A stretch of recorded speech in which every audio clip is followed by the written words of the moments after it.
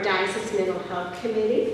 And I want to thank you so much for being here. And I encourage you today to ask questions, to seek each other for support. And I want you to know that you all are a beacon of light because you have come to learn, help, and share one of the most overlooked areas, mental and emotional wellness. And you are starting or making sure the conversation is continuing at your parish and in your community. So thank you so much for being here. Let us pray. God of all creation, you are brightness of light eternal, Sun of justice. Shine into the various darknesses of this world and into our hearts, into all corners kept secret and hidden, that the truth may be revealed. Thus, moving toward your light, discovering the truth about the world and about ourselves, lead us nearer to you so that we may rejoice in our freedom, in light, in you, in life. We pray through Jesus Christ, who is the way, truth, and light. Amen. Amen. Oh, and now I'd like to introduce Molly, our committee, and she's going to introduce our first speaker. So, good morning. Thank you so much again for being here. My name is Molly, and I'm on the Bishop's Committee for Children, Youth, and Mental Health, and it's an honor and a privilege to be here with you today. I am going to introduce our keynote speaker.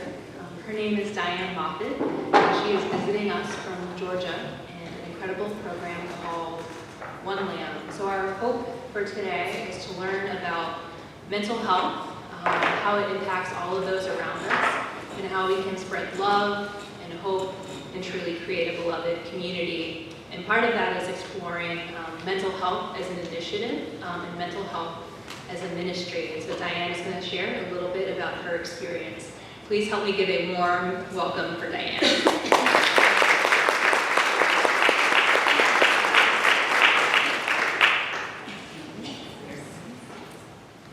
Good morning.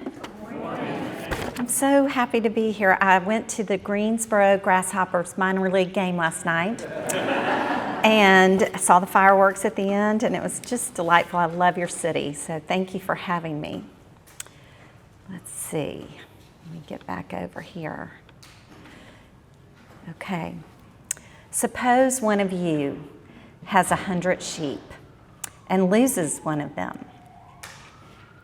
Doesn't he leave the 99 in the open country and go after the lost lamb until he finds it?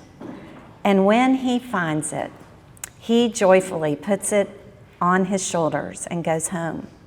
And he calls all his friends and all his neighbors together and says, "Rejoice with me, I have found my lost lamb." Why are we here in the first place? Well, they're unbearable statistics. Over 60% of youth with major depression do not receive any mental health treatment. We've seen a 40% increase in teens who experience persistent feelings of sadness and hopelessness, and that was even before the pandemic.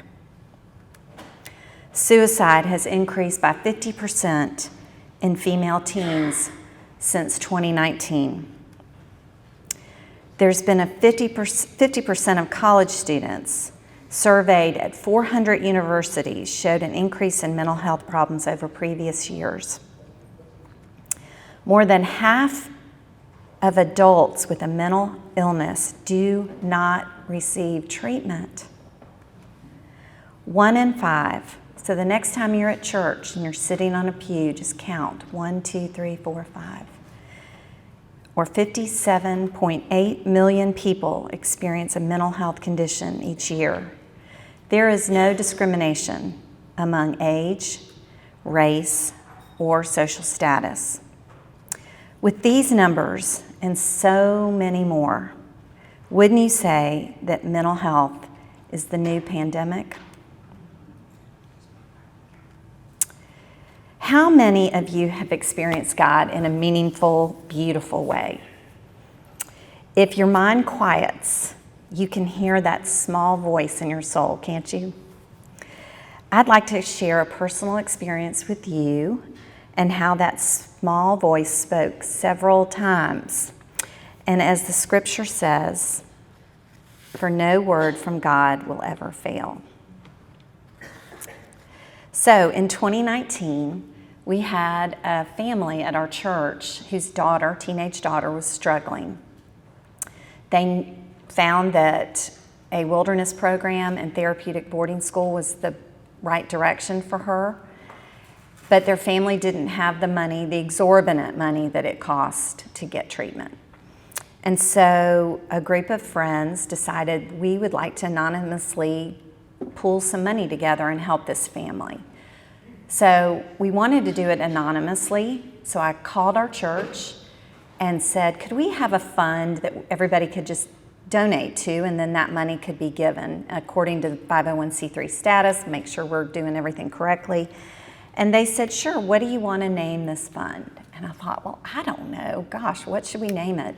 Why don't we name it the One Lamb Fund? Because Jesus left the 99 to go find the one that still was just as meaningful to him. So we named the fund, we collected some money, and I thought that was the end of the day. But you know how that works. So I felt this God nudge. Have you heard that comment before? God said, you know, this ask for money to help this child is only a small part of the equation. You know there's a need for education, a need for connection, and obtaining the required support to travel this journey. You know it's more than just finding and paying for the service. I know. God was knocking at my heart, and what you resist persists. And the reason he persists was because I had a similar story. My oldest daughter went to college her freshman year, had a great fall, pledged a great sorority, we all thought she was doing great. By second semester, she had met the wrong people, did the wrong things, got herself in all kinds of emotional and situational trouble. Was her anxiety that she's had since she was born, that I never knew what it was, just reared its ugly head. We felt like complete parent failures. We turned inward. Pride reared its ugly head.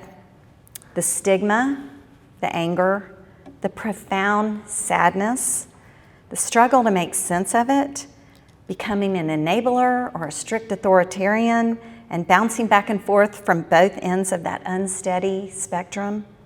Denial, grief, you name it, we felt it all. But as a faithful person, God was there with me, hearing my cries, my yells, my screams, pleading, praying, and praying some more. So in 2019, I was on the other side of this. My daughter was feeling so much better. She was back in college, and the friend's child was knocking at my heart. I was called, and it wasn't like God was asking me to join a bowling league. So I met with a mentor, and I thought we should do something. And he wisely said, Diane, go and talk to as many people as you can. And so I set out and talked to over 150 people of all places, folks that were in the business of recovery, leaders of treatment centers, parents that cared, professionals that dealt with it every day, lots of people from my church, and then COVID happened. And I thought for a second, I'm kind of off the hook, right? Oh my goodness. But as we all know, COVID kind of had the silver lining of exposing and getting people to talk about how sad they were, how scared they were, how lonely they were.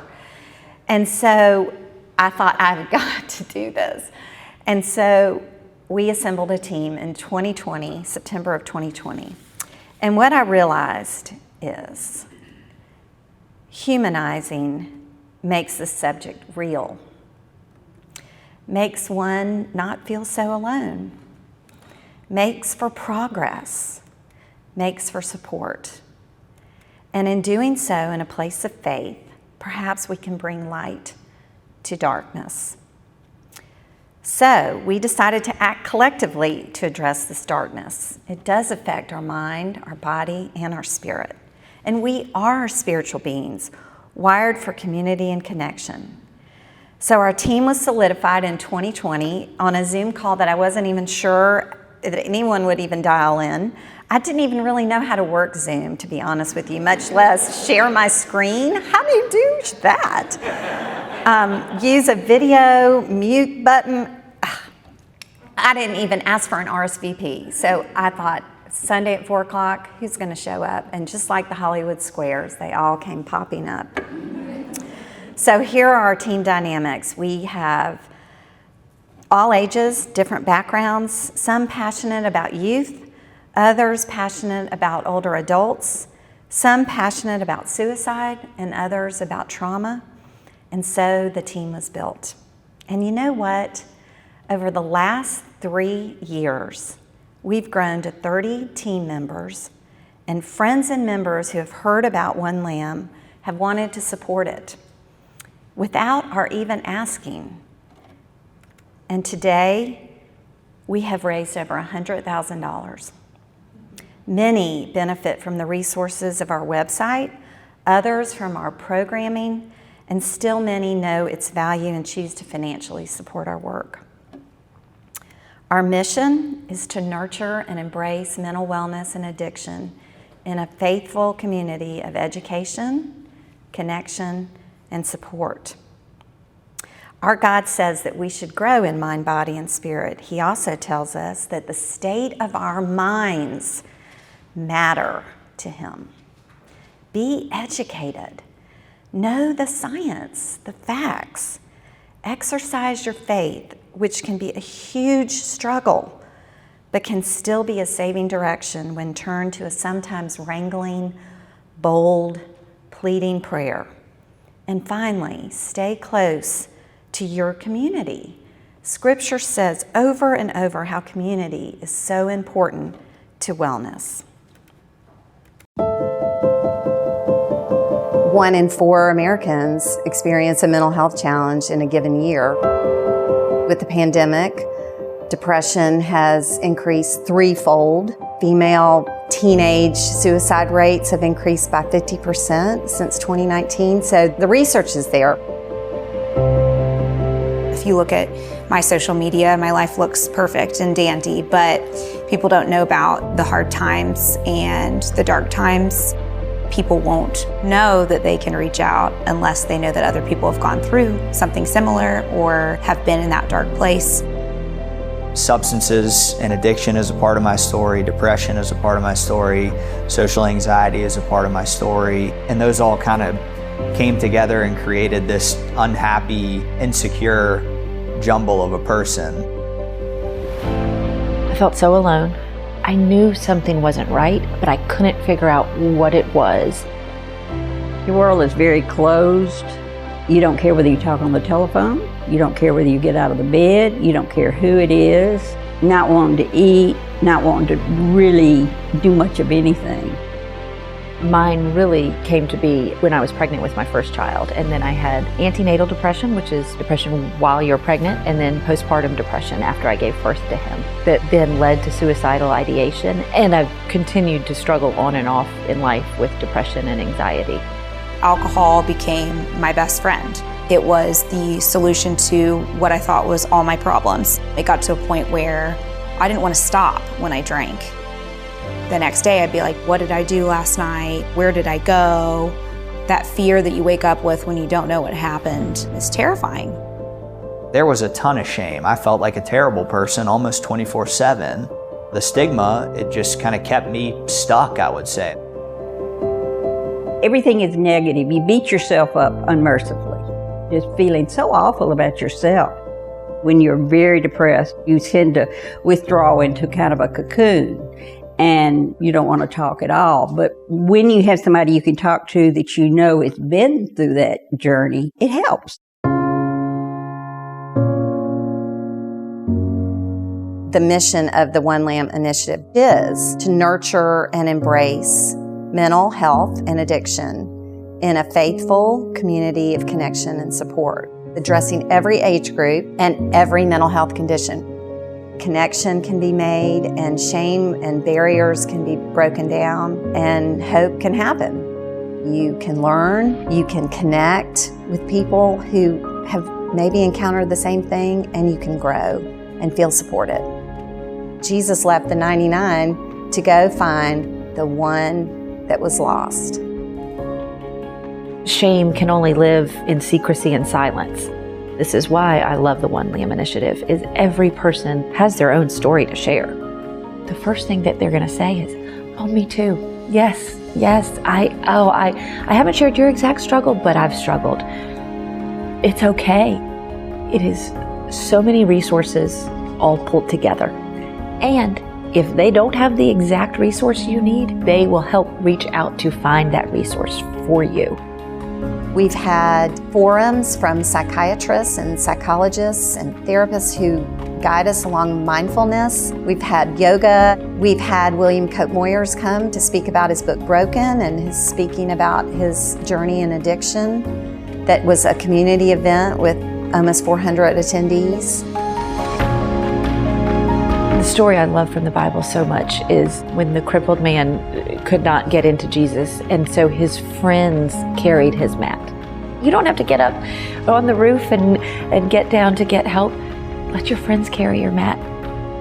I feel like not only am I doing well, I am beyond what I ever thought I would be. Because of the stigma, people are reluctant to pick up the phone and call professionals. And a lot of people's first phone call is to a community of faith. And so I absolutely love that One Lamb is an offering that we have here at PRUMC, and I think would be invaluable for other congregations to adopt. Surrounding yourself with the right people who encourage you and uplift you, and making sure you're that person for other people too. Through all of our stories, we will be the person that can carry somebody else's mat.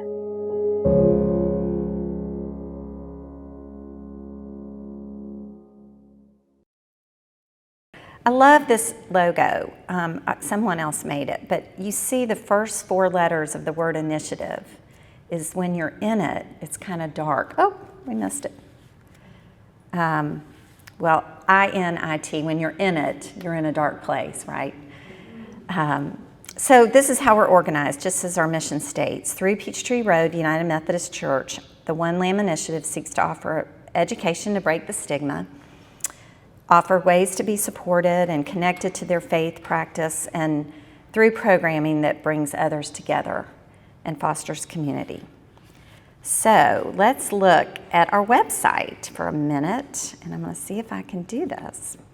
Okay, so under who we are, our mission and values, and here is a list of all the things that we've done since the little God nudge in 2019. So you can see there, under what we do, you'll see an explanation of our 3 tenets, which is education, connection, and support, as well as upcoming events. And then we've chosen 6 pillars or specific mental health areas to focus: trauma, depression, addiction, anxiety, self-care, and suicide. And then within each, you can click on there and you will see all of the programming that we've done for that particular subject. So under self-care, we had a forum on resilience. And let me go back to that slide and give you a little sample of that. Hold on a second. Okay, oops. It is a joy to be with you. Thank you for being here today. Life is filled with blessing, and life periodically has heartaches. With the blessings we celebrate, we rejoice. With the heartaches, it's not quite so clear what we do with those. And that's why we're here today, to focus on resiliency, how we come back from the times of sorrow, how we come back from the times of turmoil, the times of crisis in our lives. Other ways to concentrate on mental wellness that are educational, connective, and supportive are through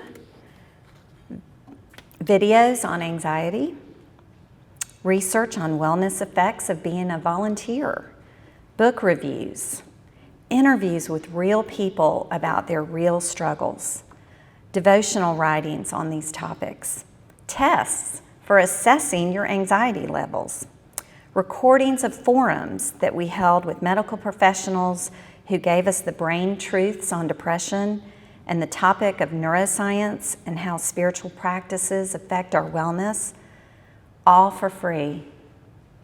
Take addiction, for example. We hosted William Cope Moyers. He's a crack cocaine addict in long-term recovery. He's a former CNN producer. He is the son of Bill Moyers. He's an author and now vice president of Hazleton Betty Ford.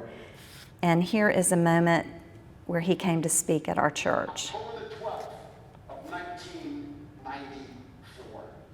And this is from the prologue of my first book, Broken.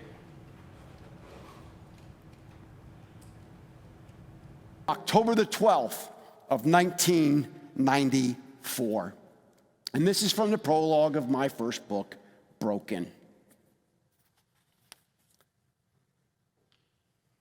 There was a sharp rap on the door, followed by a muffled but unmistakable command from a voice outside in the hallway. We want the white guy, just the white guy.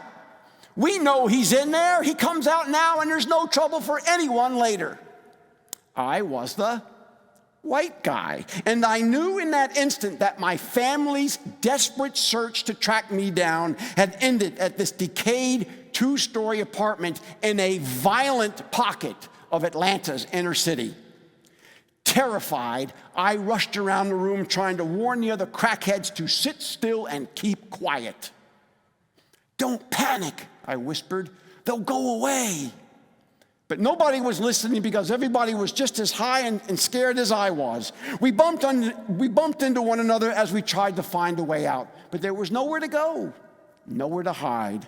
We were like wild animals trapped by a wind-whipped forest fire. Who was out there banging on the door? Was it my mother? My father? My wife? My mind flashed back to that morning 4 days earlier, the morning of October the 8th of 1994, when I left my house in suburban Atlanta, specifically the Morningside neighborhood. I remember kissing 4-month-old Thomas and 2-year-old Henry goodbye. It was a Sunday afternoon, and I told my wife that I needed to run some errands before dinner. Instead, I drove to the parking lot on the corner of Boulevard and Ponce de Leon Avenues, approached a drug dealer with a thick scar running from his left ear down to the corner of his mouth, and paid him $100 for 6 marble-sized rocks of crack cocaine. I held them in my hand and thought, these are going to keep me going for a day or two. They were gone in 4 hours. We have designed this website to house all current and future One Lamb chapters. Yes, chapters. Additional places of faith that wish to design a mental health ministry. We advertise all programming, and you can easily link this website to your church's existing website, and you can even receive donations. We also have designed a way for someone to reach out and get paired with someone who has truly walked the walk, just to be a friend, a listening ear, someone who understands. So even though small groups are the heartbeat of a church or a faith place, sometimes that's even too big. And Friend to Friend allows for a personal, confidential connection. After 3 years, we've gone back to the genesis of this work with a carefully curated application for financial grants. This love offering, or scholarship, is on our website as well, and a small committee vets and votes on these pay it back or pay it forward gifts of love. I want to wrap this up with the why. Why do this? Why specifically do this in a place of faith? Research demonstrates that spirituality and religion positively impact health and wellness across the continuum of care. Research says the sense of hope and spiritual support provided in a faith-based organization actually helps congregants to cope better. It is believed that medicine and therapy alone will not help those struggling with addiction unless there is a faith component. Spiritual practices that tap into and feed your spirit, like meditative mindfulness, quiet contemplative prayer, promote a sense of peace, forgiveness, and purpose. The heart is the center of our intrinsic emotional brain. Positive emotion can impact our vascular system and our brain. Do you recognize that even in the micro moments of finding peace, that can have a powerful effect in the renewing of our mind? The connection of religious experiences and practices and mental wellness is being researched in what is called neurotheology. We can reinforce and enhance our faithful communities by implementing a mental wellness ministry. We are not a pray it away ministry. We are a ministry that cultivates a compassionate response to mental health and addiction challenges by bringing education, connection, and support to our community. We have chosen to take the struggle, use it, and try to become an agent for change. We hope to create a collaborative community connection, and in doing so, my vision is for every place of faith in this world to have a mental health ministry. We have a quick start guide or a playbook that's available with instructions on how to get started without reinventing the wheel. It's 100% volunteer led. You can do this on little or no budget. We've also already created a website for your use, and our team is willing to help you every step of the way. You can even start by working together in your community and co-sponsor programming that will have a broader reach. We are in discussions with the Presidential Library and Museum of the Carter Center in Atlanta to design a symposium to bring faith partners together in the name of mental wellness. Stay tuned. And our plan is always to have opportunities to collaborate with other One Lamb chapters on best practices. Here on the website, there's a simple form you can fill out to become a One Lamb chapter. And in closing, and I'm faster than I thought I would be, so we're ahead of schedule. I would ask you, let's take 15 seconds to meditate on this final slide.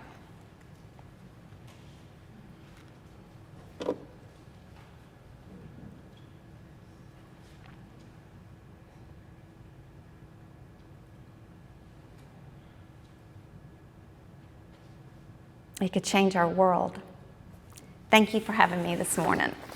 Good morning. Good morning. So how would you characterize how One Lamb is different than Stephen Ministries in churches? Thank you for, I almost mentioned that in my presentation. Stephen's ministry is a wonderful ministry. But as you know, Stephen's ministry doesn't connect a mom who had a college daughter who was struggling with severe anxiety and drug use with another mom whose son or daughter was going through exactly the same thing. Stephen Ministries are trained to be a listening, helpful resource across many situations. Ours is very specific. If a parent lost a child to suicide, we connect them to a parent that has lost a child to suicide. Because really, those are the ones that really, truly understand, right? And so I will say this is a harder ministry to dig into. We have not had, I don't have great statistics of how many people are, the phone is not ringing off the hook. But the more people that hear of it and know that it's a confidential service, they can send an email through the website, and our minister has a list of those who have been trained by our pastoral counselor to be a friend, to just be a listening ear, and she matches those people. And they just have really a friendship. So that's kind of how it's different. Does that make sense? That does. So would calling it confidential networking be accurate? Yes.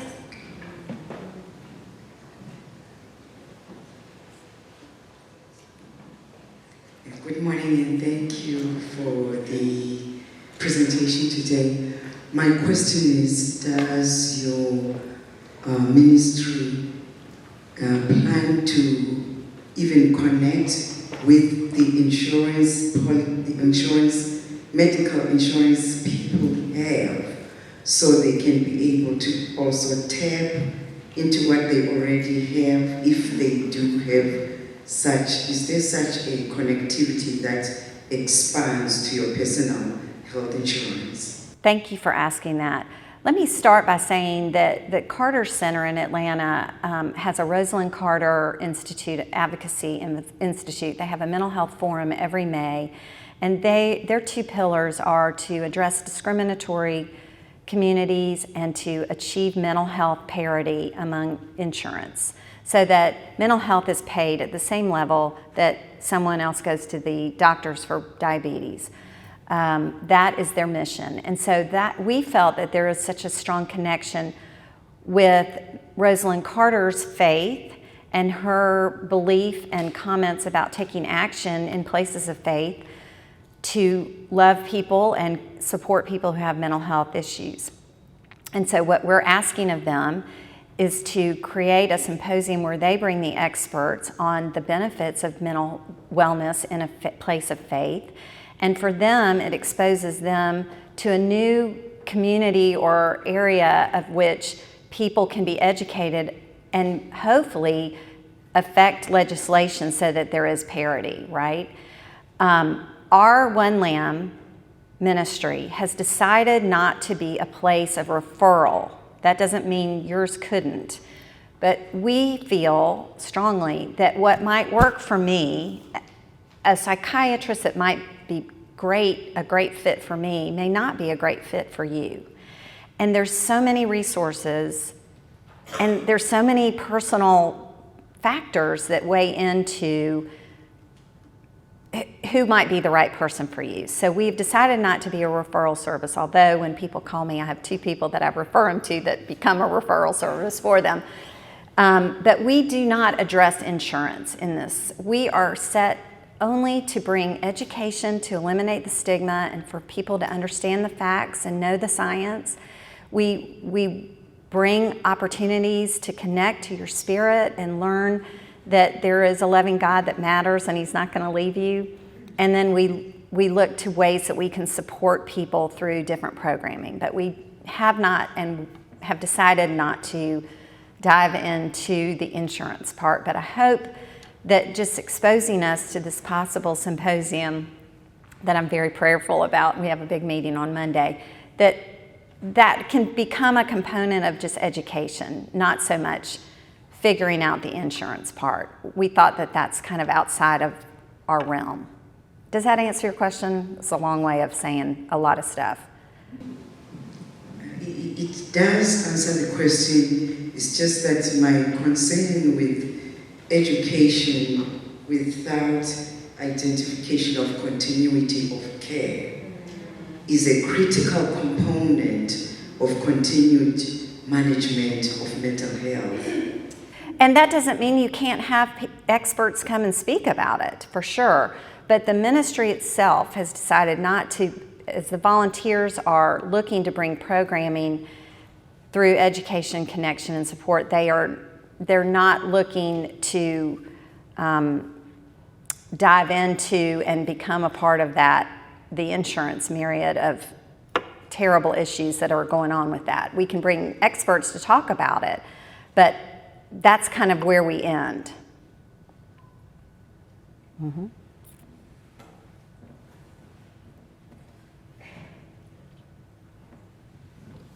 Thank you for being here, Diane. Of course, I have 2 questions. And the first is, where we are in our parish is that we have a committee that works and tries to bring in the programming and whatnot. But what I loved, and I was the one who talked to Diane and was really empowered by the partnership between the clergy and us in the pews. And what I'd like to ask you is, first, how do we create, like we're at step 1 at St. Paul's, how do we create conversations to really empower more people to be open and candid and supportive of bringing in an active program? And my second question is, on One Lamb, what are the costs, or what does the profile look like on partnering with you? Okay, the first thing I would say that I think is the most important is to get your senior pastor on board and get him or her to commit to a sermon series on mental wellness. We had one in February of 2020, right before the pandemic.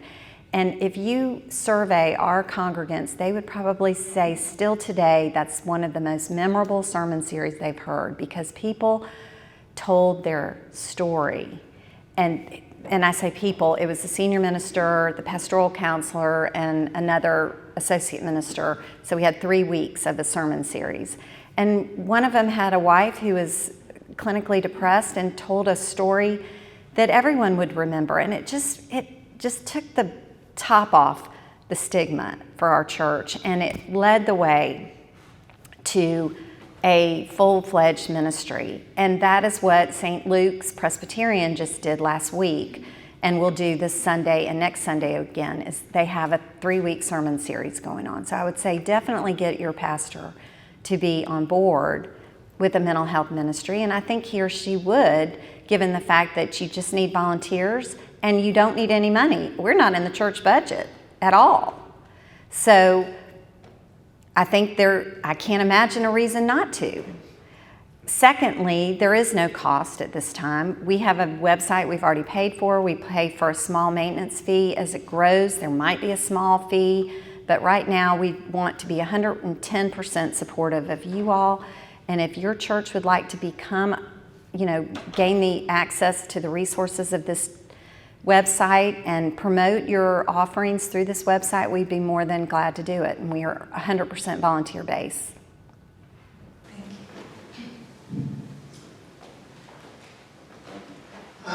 Thanks for inviting us, and I'm really happy to be here. But I wanted to say that over the years, I'm fairly old, I've had opportunities with my own children and other people to deal with mental health issues.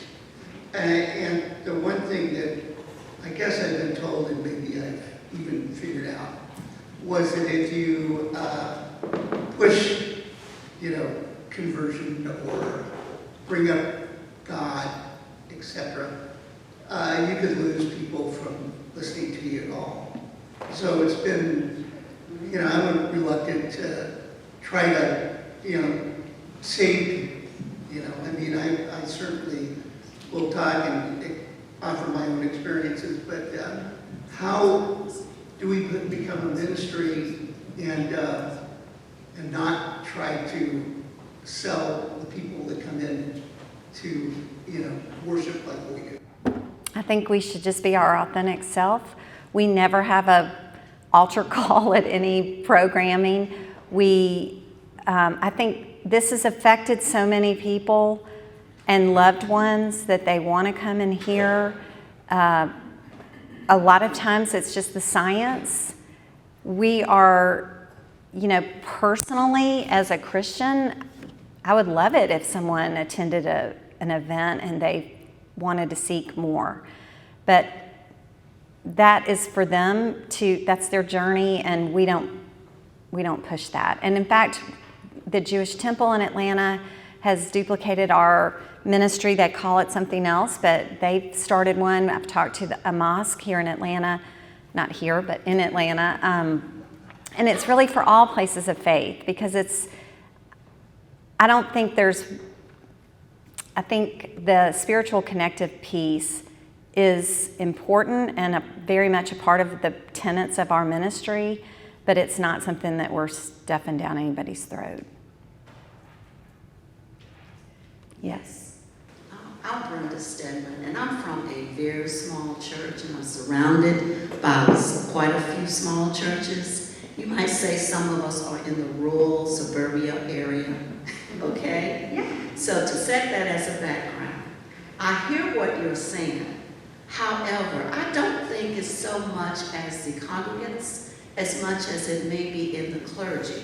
So maybe the educational part, just to be mindful, should begin with the clergy.